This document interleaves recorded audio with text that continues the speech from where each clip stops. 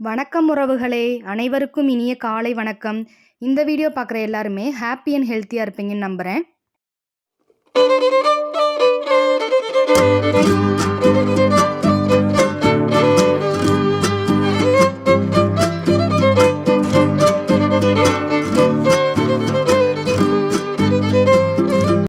இந்த வீடியோ பார்க்குறவங்க எல்லாருக்குமே முருகனோட அருள் முழுமையாக கிடைக்க நான் பிரார்த்தனை செஞ்சுக்கிறேன். முருகப்பெருமான் பற்றி பல சுவாரஸ்யமான தகவல்களை நம்மளோட சேனலில் நான் போட்டிருக்கேன். விருப்பம் உள்ளவங்க உள்ளே போய் செக் பண்ணி பாருங்கள். என்னோடய வீடியோ உங்களுக்கு பிடிச்சிருந்துச்சுன்னா லைக் அண்ட் சப்ஸ்கிரைப் பண்ணுங்கள். உங்களோட ஒவ்வொரு லைக்கும் சப்ஸ்கிரைபும் என்னை அதிக அளவு மோட்டிவேட் பண்ணி அடுத்தடுத்த வீடியோ போட மோட்டிவேஷனாக இருக்கும். தைப்பூச தினத்துக்காக பல முருக பக்தர்கள் பல வருடங்களாகவும் முதலாகவும் இந்த தைப்பூச விரதத்தை ஸ்டார்ட் பண்ணியிருப்பீங்க. அவங்க எல்லாருக்குமே என்னோட மனமார்ந்த வாழ்த்துக்களை தெரிவிச்சுக்கிறேன். இந்த வருஷம் எதை நினச்சி தைப்பூச விரதம் இருந்தீங்களோ அது எல்லாத்தையுமே முருகப்பெருமான் நிச்சயமாக நடத்தி கொடுத்துருப்பாரு. முருகனுக்கு உகந்த ஒரு நாள் வருதுன்னா அது எல்லா முருக பக்தர்களுக்குமே ஒரு திருவிழா தான். அப்படி நாளைக்கு வர்ற தைப்பூச திருநாள் எல்லா முருக பக்தர்களுக்கும் ஒரு திருவிழாவாக கொண்டாட போகிறோம். ரொம்ப ரொம்ப மன நிறைவாகவும் மன மகிழ்ச்சியாகவும் இருக்குது. விரதம் இருந்த விரதம் இல்லாத அனைத்து முருக பக்தர்கள் வீட்டிலையுமே முருகப்பெருமான் எழுந்தருளி அனைவருக்குமே அவரோட அருளை கொடுத்துக்கிட்டு தான் இருக்காரு. அதை நிறைய பேர் உணர்ந்திருப்பீங்க. இந்த வீடியோவில் நம்ம அதை பற்றி தான் பார்க்க போகிறோம். முருகப்பெருமான் நம்மளோட விரதத்தை ஏற்றுக்கிட்டாரு அப்படின்னா அதுக்கு சில அறிகுறிகள் நமக்கு காண்பிச்சிருப்பாரு. அது எல்லா முருக பக்தர்களுமே உணர்ந்திருப்பீங்க. இப்போ நான் சொல்ல போகிற அறிகுறிகள் சில பேருக்கு இல்லாமல் கூட இருந்திருக்கலாம். அதனால முருகப்பெருமான் நம்மளோட விரதத்தை ஏற்றுக்கிறல அப்படின்லாம் இல்லை. நம்மளோட அன்பை மட்டும்தான் அவர் எதிர்பார்ப்பாரே தவிர வேற எதையும் எதிர்பார்க்க மாட்டார். எல்லா முருக பக்தர்களுமே அந்த அன்பை முருகன் பெருமான் மேலே நம்ம காமிச்சுக்கிட்டே தான் இருக்கோம். அதனால எல்லாரோட விரதத்தையுமே முருகப்பெருமான் ஏற்றுட்டு இருந்திருப்பாரு. அப்புறம் தைப்பூசம் விரதம் இருக்கலாமா வேணாமா அப்படின்னு நினச்சிக்கிட்டு இருந்த முருக பக்தருக்கு முருகன் எப்படி நேரில் வந்து அந்த விரதத்தை நீ இரு அப்படின்னு சொல்லி காட்சி கொடுத்தார் அப்படிங்கிறத வீடியோவோட கடைசியில் சொல்லியிருக்கேன். அதனால வீடியோவை ஸ்கிப் பண்ணாமல் முழுசாக கேளுங்க. முருகப்பெருமான் நம்ம விரதத்தை ஏற்றுக்கொண்டதுக்கு நிறைய அறிகுறி இருக்குது. அதில் சிலவற்றை பற்றி இப்போ பார்க்கலாம். நிறைய பேருக்கு இப்போ நான் சொல்கிற இந்த அறிகுறி இருந்திருக்கும். இந்த அறிகுறி இருந்தாலே நிச்சயமாக முருகன் உங்களோட வேண்டுதலை ஏற்றுக்கொண்டாரு அப்படின்னு தான் அர்த்தம். இந்த அறிகுறி உங்களுக்கு இருந்துச்சுன்னா எனக்கு கமெண்ட் பாக்ஸில் கமெண்ட் பண்ணுங்கள். நம்ம முருகப்பெருமானை நினச்சி பூஜை செஞ்சுக்கிட்டு இருக்கப்பையோ அல்லது ஏதாவது ஒரு முருகன் ஃபோட்டோவை பார்த்தாலோ இல்லை முருகன் வாக்கியங்களை பார்த்தாலோ இல்லை கோவிலுக்கு போய் நம்ம முருகனை தரிசிக்க போனாலோ முருகப்பெருமானை நம்ம பார்த்தாலே கண்ணில் இருந்து தார தாரையாக கண்ணீர் கொட்ட ஆரம்பிக்கும். எதுக்கு அழுகிறோன்னே தெரியாத அளவுக்கு நமக்கு கண்ணீர் தார தாரையாக கொட்டும். அந்த கண்ணீருக்கு அர்த்தம் என்னென்னா நம்ம ரொம்ப மனசு கவலையாக இருக்கோம், அதனால தான் இந்த கண்ணீர் வருதுன்னு நம்ம நினச்சிக்கிற கூடாது. அது அவரை பார்த்த மகிழ்ச்சியில் வர்ற ஆனந்த கண்ணீர் தான். அந்த கண்ணீருக்கு என்ன அர்த்தம் தெரியுமா? முருகா எனக்கு எதுவுமே வேணாம்ப்பா, நீ மட்டும் போதும் அப்படிங்கிறது தான் அதோட அர்த்தமே. அவர் மேலே முழு அன்பையும் நம்ம செலுத்த ஆரம்பிச்சிட்டோம். அவர் பக்கத்தில் நம்ம போக ஆரம்பிச்சிட்டோம். எல்லா செயல்களிலும் அதாவது நம்ம என்ன செஞ்சாலும் அதில் முருகன் தான் இருக்காரு அப்படின்னு யாரெல்லாம் மனமுருகி அவரை நினைக்கிறாங்களோ அவங்க எல்லாருக்குமே கண்ணீர் வந்திருக்கும். இதை நிறைய முருக பக்தர்கள் கண்டிப்பாக அனுபவிச்சிருப்பீங்க. இதை நானும் அனுபவிச்சிருக்கேன். என்னோடய பேச்சிலேருந்தே உங்களுக்கு தெரிஞ்சிருக்கும். எனக்கெல்லாம் முருகனை பார்த்தாலே அப்படியே எங்கேருந்து அந்த அழுகை வரும்னே தெரியாது, அவ்வளோ அழுகை வரும்.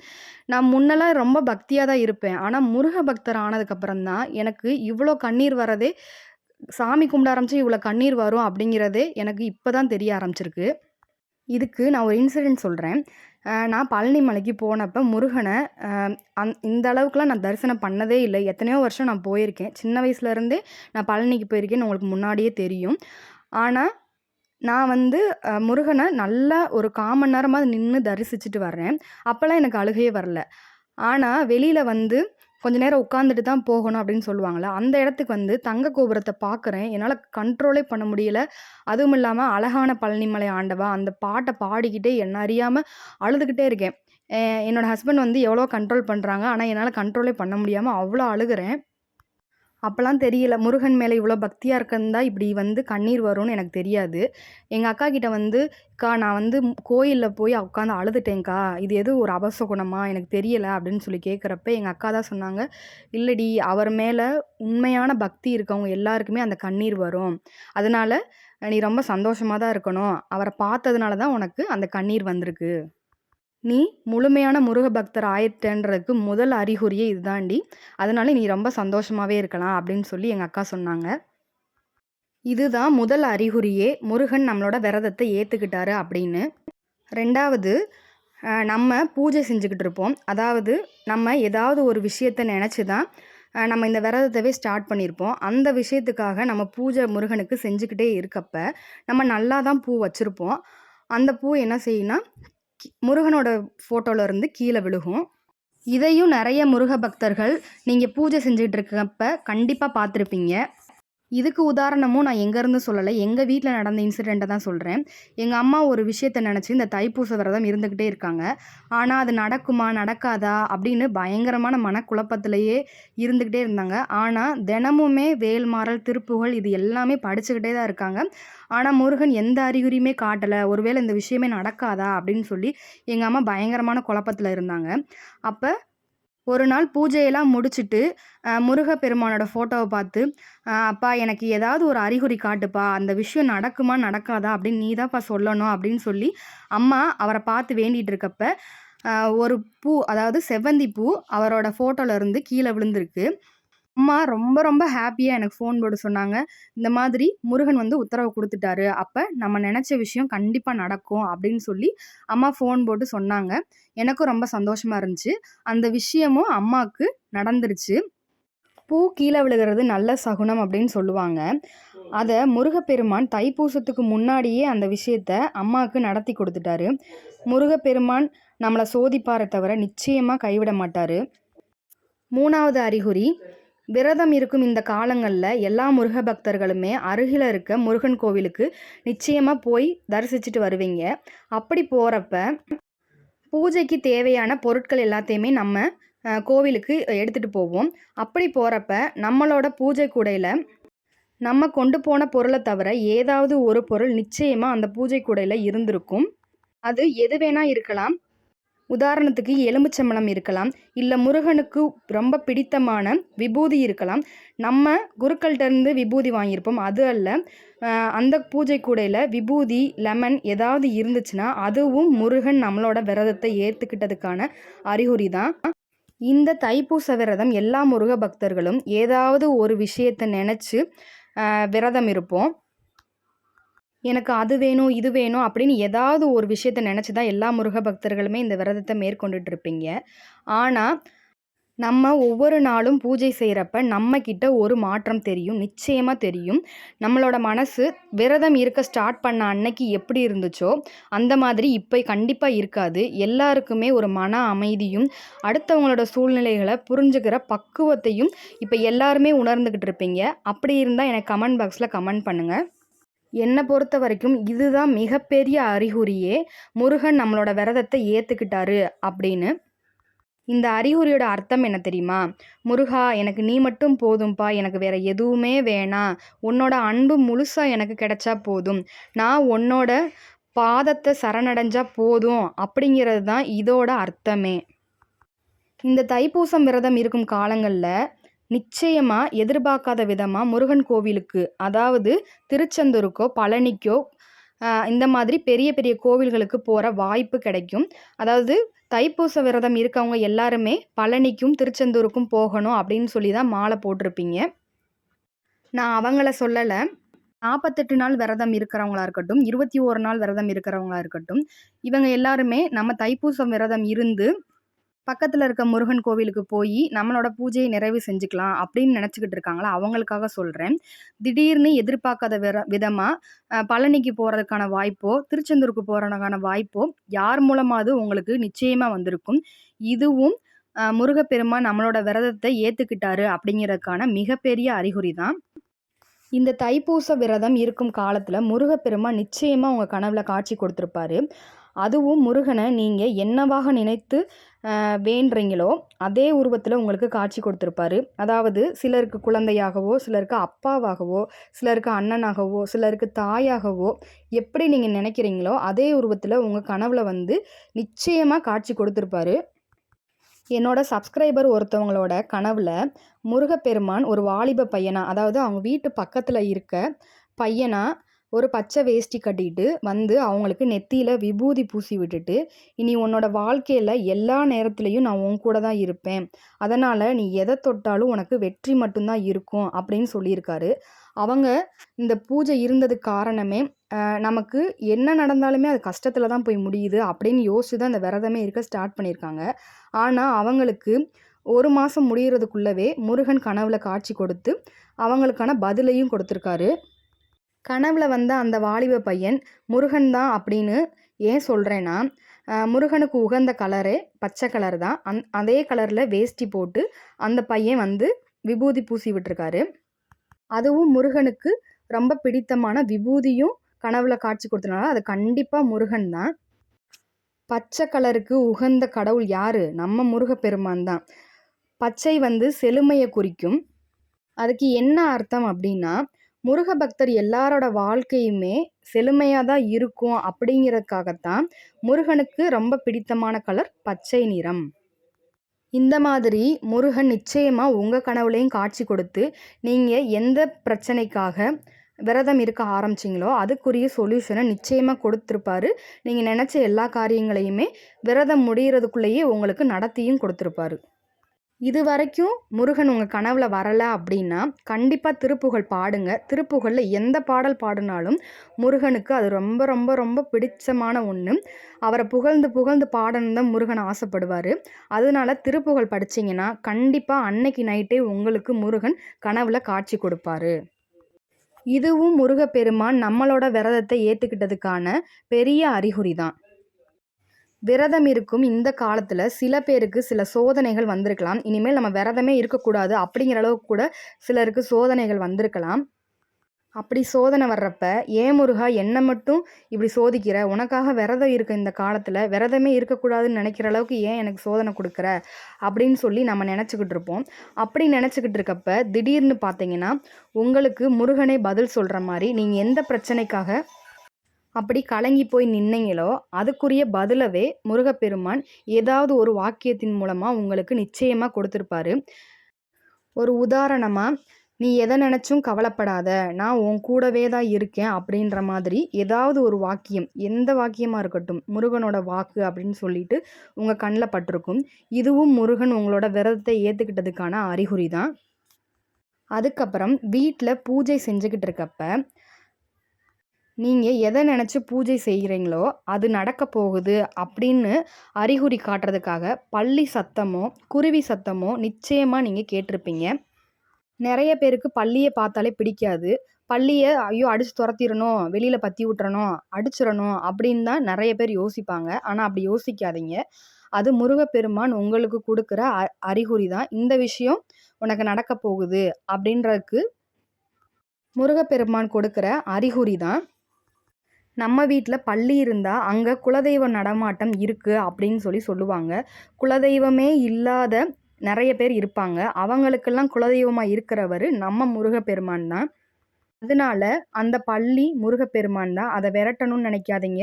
அது நம்ம வீட்டில் இருக்கிறது நல்லது தான். பள்ளி கத்துனாலே அது நல்ல சகுனம் அப்படின்னு தான் சொல்லுவாங்க. இப்படி இந்த அனுபவத்தையும் நிறைய முருக பக்தர்கள் இந்த விரத காலத்தில் பார்த்துருப்பீங்க. அப்படி பார்த்துருந்தீங்கன்னா எனக்கு கமெண்ட் பாக்ஸில் கமெண்ட் பண்ணுங்கள். விரதம் இருக்கும் இந்த காலத்தில் நிறைய பேர் வேல்மாறல் திருப்புகழ் இதெல்லாம் படிச்சுக்கிட்டே இருப்பீங்க. இப்போ அந்த திருப்புகழை பார்க்காம படிங்க அப்படின்னு சொன்னால் கடன் படிக்க ஆரம்பிச்சிருவீங்க. இது முருகனோட அருள் இல்லாமல் கண்டிப்பாக நடக்காது. விரதம் இருக்க ஸ்டார்ட் பண்ணப்போ இந்த வார்த்தைகள்லாம் நம்ம வாயில் எப்படிடா நுழையும் அப்படின்னு நினச்ச வார்த்தைகள்லாம் இப்போ கடகடன் பார்க்காமலே படிக்கிற அளவுக்கு இருக்குன்னா முருகன் நம்மளோட விரதத்தை ஏற்றுக்கொண்டால் மட்டுமே இதெல்லாம் நடக்கும். இதுவும் மிகப்பெரிய அறிகுறி தான்.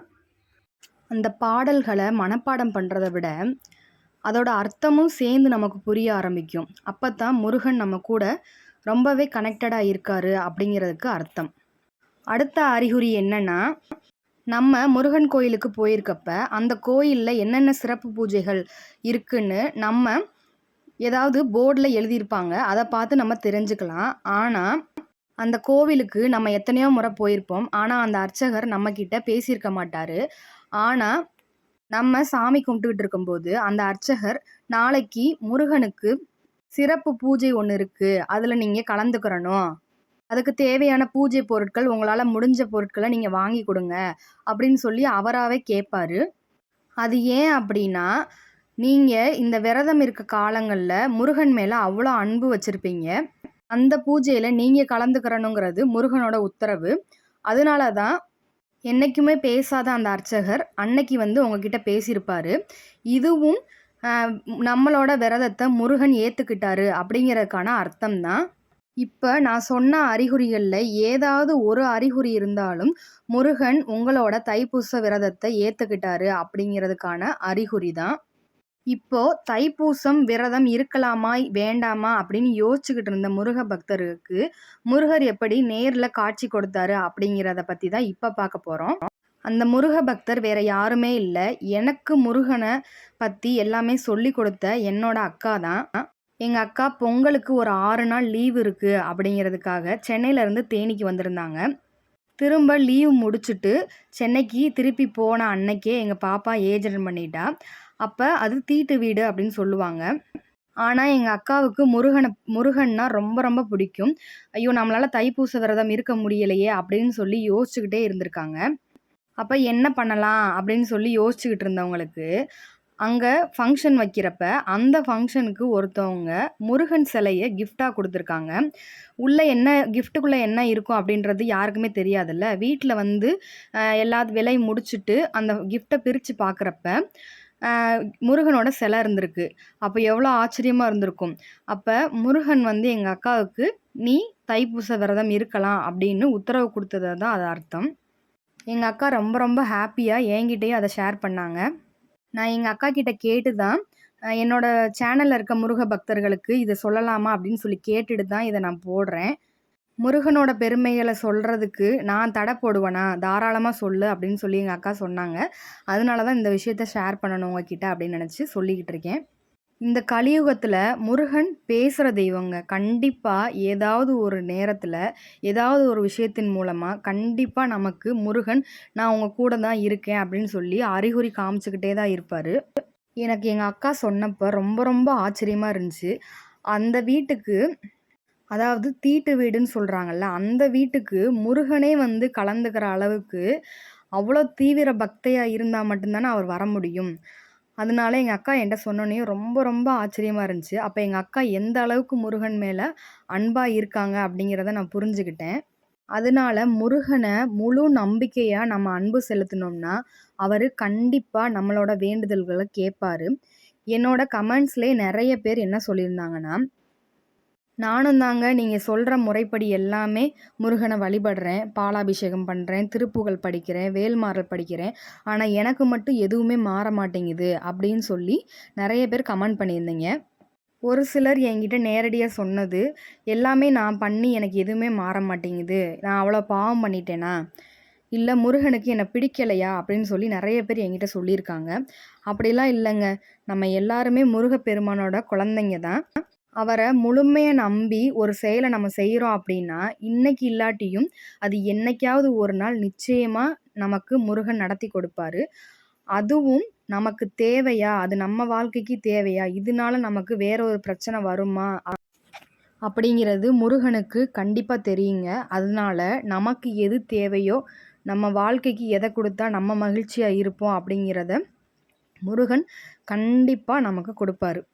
அதுபோல நம்ம நம்பிக்கை இழக்கிறப்பெல்லாம் நமக்கு ஏதாவது ஒரு அறிகுறி மூலமாக நான் உன் கூட தான் இருக்கேன், நீ நினச்சதை கண்டிப்பாக நிறைவேற்றி கொடுப்பேன் அப்படின்னு சொல்லி நம்ம கூடவே இருந்து சொல்லிக்கிட்டே தான் இருப்பார். நாளைக்கு வர்ற தைப்பூச திருநாளில் முருகன் நம் எல்லார் வீட்லேயுமே எழுந்தருளி நம்ம அனைவருக்குமே அருள் புரிவார்.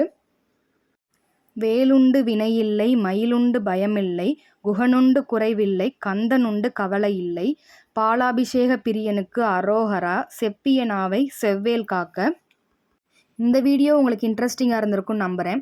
இது போன்ற பல சுவாரஸ்யமான முருகப்பெருமானின் தகவல்களை பற்றி தெரிந்து கொள்ள இந்த சேனலை சப்ஸ்கிரைப் பண்ணி வச்சுக்கோங்க. சப்ஸ்கிரைப் பண்ணி பக்கத்தில் இருக்க பெல் ஐக்கானை கிளிக் பண்ணி ஆளுங்கிற ஆப்ஷனை செட் பண்ணி வச்சுட்டிங்கன்னா நான் போடுற வீடியோ உங்களுக்கு உடனே நோட்டிஃபிகேஷனில் வரும். நீங்கள் பார்த்து பல தகவல்களை தெரிஞ்சுக்கிறலாம். அடுத்த வீடியோவில் சந்திப்போம்.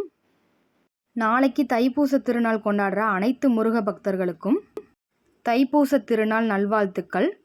நன்றி உறவுகளே.